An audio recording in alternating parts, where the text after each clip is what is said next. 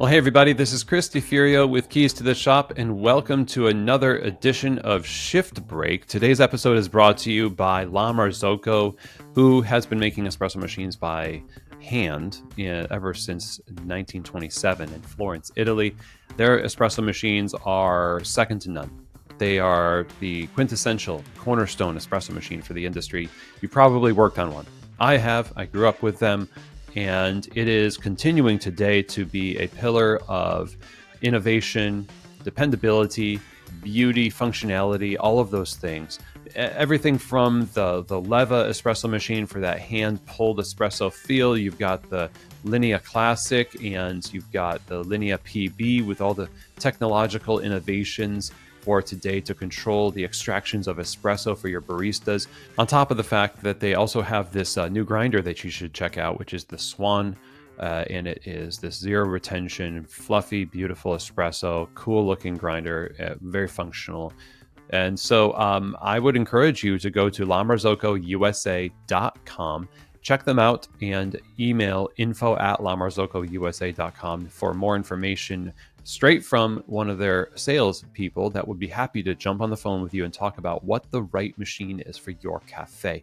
So again, highly recommend. If you're in the market for some great espresso equipment, check them out, lamarzocousa.com. Today's episode is also brought to you by the folks over at rattleware.com. So Rattleware has their name underneath a lot of steel and glass that you use in the industry, and you might not even know it. If you're like me and you like to look underneath a cup or a pitcher, if you like what you're using, more often than not, you're going to see, oh, that's Rattleware. And that's the way they like it. They are literally like supporting the industry with smallwares that just work. And that's what they love to do. They like to help you shine, to put you on the platform, to hold you up through smallwares like whisks and knock boxes and shot glasses and pitchers and all of that fun stuff. So check them out. If you're in the market for smallwares, which we all are, go to the website rattleware.com.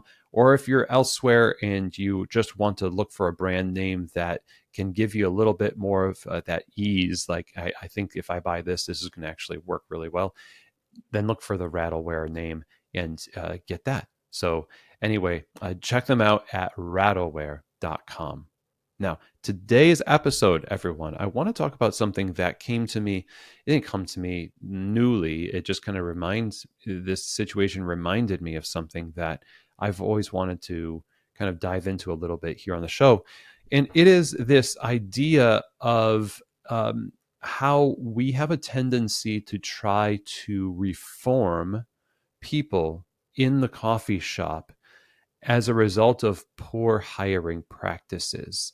I've heard it said many different ways where people say, I feel like I'm taking in stray cats, or, it's just like we're collecting a lot of people that are beautiful, lovely people, and at the same time, they're not the right fit to work in this environment. But the environment becomes more of a rehabilitation center for people who are not equipped to work in hospitality than it is a workplace that has people working in it whose strengths and the reason they were hired was because of those strengths that they have in the hospitality industry. Now, I'm not saying that you need to hire people that are fully formed so that you don't have to do any work. You will have to do work, but you can't ignore the gut check that you've got when somebody says something or does something and demonstrates something to you that makes you think, ooh, I don't know, but gosh, they're available and they can work weekends and they don't mind closing. And they, you get this idea in your mind immediately. Your brain starts to churn over all the possibilities that you personally need to make up in your own coaching, in reformation of this individual. So yeah, they have these things, but I bet you I could change them. And I'm here to tell you that you're not going to. The job is not going to magically change the wrong person into the right person. You're not that good at, you don't have the charisma or the tools to convince somebody who has over their life to this point through micro habits that are innumerable, chosen and voted for in those decisions, the type of person they are today. No amount of clever wording in a manual or a checklist that is policed to the nth degree. You take a photo of it and send it to me no matter what time and all this other stuff. We are building all of these structures of accountability because we are not hiring the right people. And that again is not I'm not saying that we don't need these things if you have the right people. We do. We need structures, we need systems. These are things that are supporting tools to help the right people do great work, but they are not tools to reform the wrong people to do the right work. It's a big difference. And we suffer so much at the hand of desperate owners hiring the wrong people because they've committed themselves to bloated menus, incredibly long hours with not profitable. Most of the hours they're open are not profitable. The concept and the models of the types of cafes that we open are just conceptual. And then the reality hits us that we actually have to have people to work behind the bar to facilitate the things that we were promising to people through our marketing and our menu and our space. So if I'm walking through this right now with a client right now, where we are saying, look, there's two things that we need to get right from the very start. The bar needs to be built for the menu, and we need to be able to hire people according to a particular set of values that are real world, behavioral based, character trait type of values that will also facilitate the creation of this menu.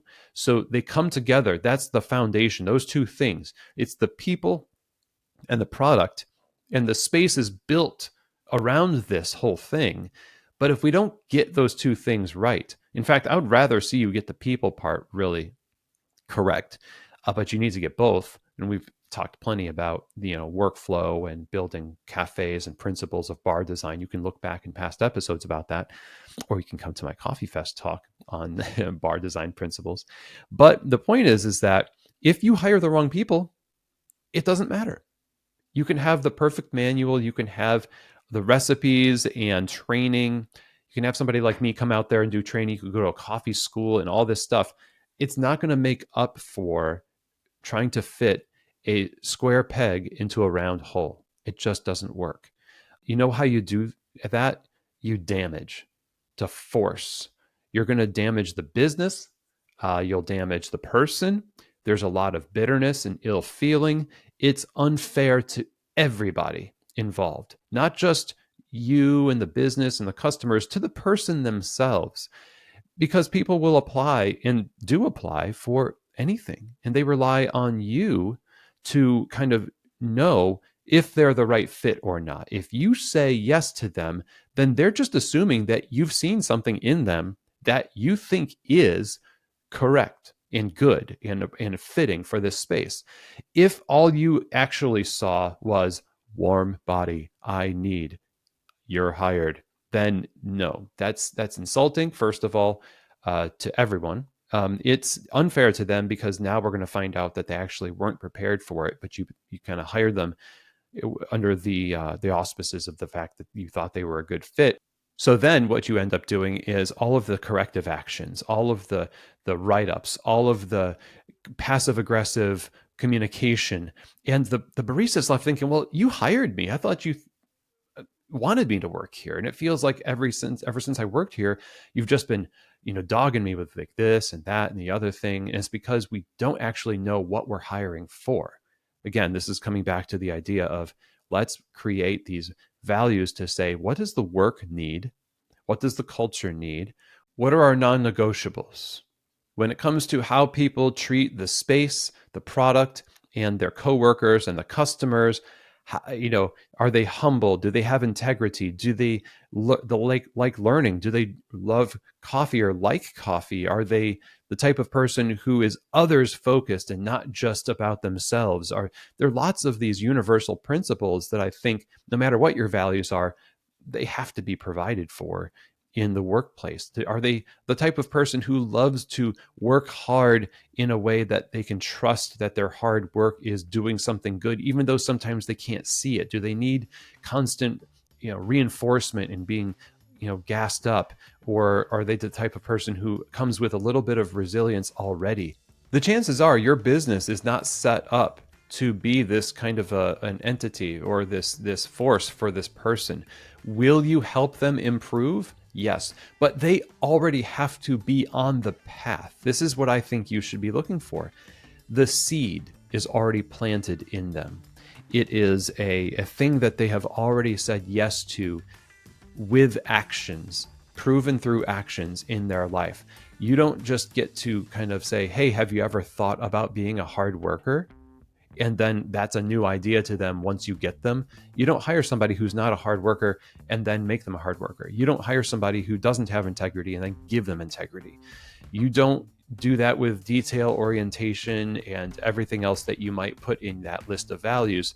You've got to look for those things that, even in small part, are already areas that they're pursuing. Maybe not, they haven't pursued them for long, but that's a desire that they have personally brought to the table. Now you can work with that. You can add momentum to that direction and be pretty confident that they're going to participate in the process because they've already been going through the process themselves.